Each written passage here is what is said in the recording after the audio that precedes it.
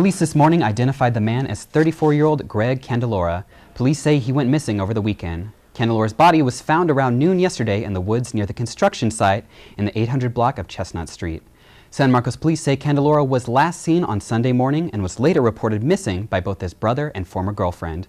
Officials are calling his death suspicious, and the area where his body was found is being treated as a crime scene.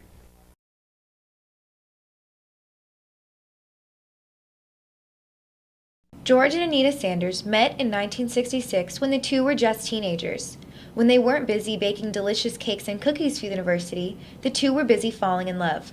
And I was just 15 years old, and George was 17 years old. And that's how long we've been married as well. So we're very happy here, and we enjoy what we do, and we have a lot of pride in what we do. The Sanders now run the Bobcat Bakery side by side. Their workday begins at 5 in the evening when most people are returning home to their families. The Sanders make sure everything is fresh and made with care. They feel like they're made from home, you know what I mean? Like, yeah. Like my mom just took these out of the oven, so they're pretty delicious. And they're soft and chewy. The Bobcat Bakery uses over 250 pounds of flour a day just to be able to provide the campus with enough tortillas. Aside from massive amounts of tortillas, the bakery also provides cakes, brownies, cookies, and pies to distribute throughout campus.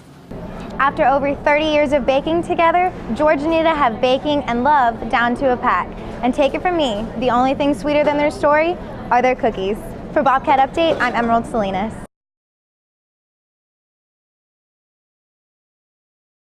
At the county's clerk office, people can purchase marriage license applications for $82 and receive information on how to enroll in relationship workshops. Senior Katie St. Roman, who recently got engaged, says relationships take a lot of work.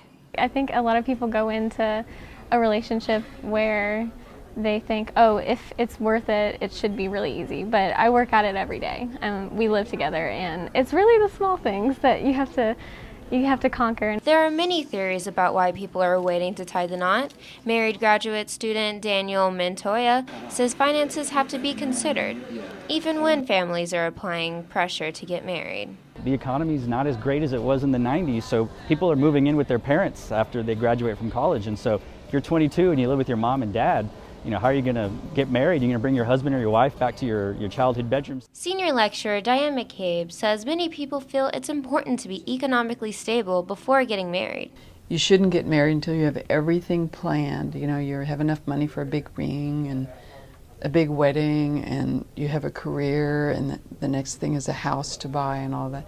Those all need to be in place, and that takes a lot longer now. Freshman Lindsay Long says she wants to learn more about herself before worrying about how to live with another.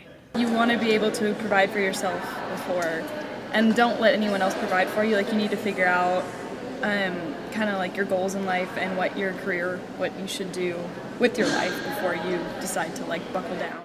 These people all have different theories about why statistically Americans are waiting on marriage, but they all seem to agree on one thing. Relationships take work. For Bobcat Update, I'm Catherine Price.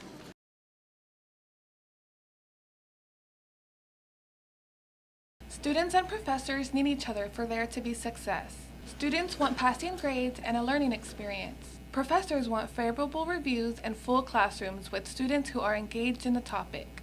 Communication is the key, and preparation. I want intellectual curiosity and engagement, and I want the student to come to class having read the assignments and understanding them to the point that they can understand them, and then trust me that I'll get them the rest of the way there. It's all about what they put into it, and if they put in half the work, they're only going to get so much out of it. One freshman was struggling with the class, so she attended a workshop held by Student Support Services to help manage her grades. I feel like I need to ask more questions, and I'm going to definitely go visit my professor during visiting hours. While some students are concentrating on what they can do to better themselves, others are focusing on what the professors can do to help them. Instead of being like this person that is so separate from us that I feel like I can't talk to them about when I need help or when I need, like, I don't know, anything really. Probably more like to the point study guides for the tests. However, professors urge students to take their studies seriously. I would like for my students to realize that They're not in high school anymore. College is a different animal. They have to treat college professionally. They have to treat it like a job. Communication allows professors to teach and students to learn effectively. Professors and students alike hope that the knowledge gained leads to fulfilling careers and successful lives. For Bobcat Update, I'm Katherine Nelson.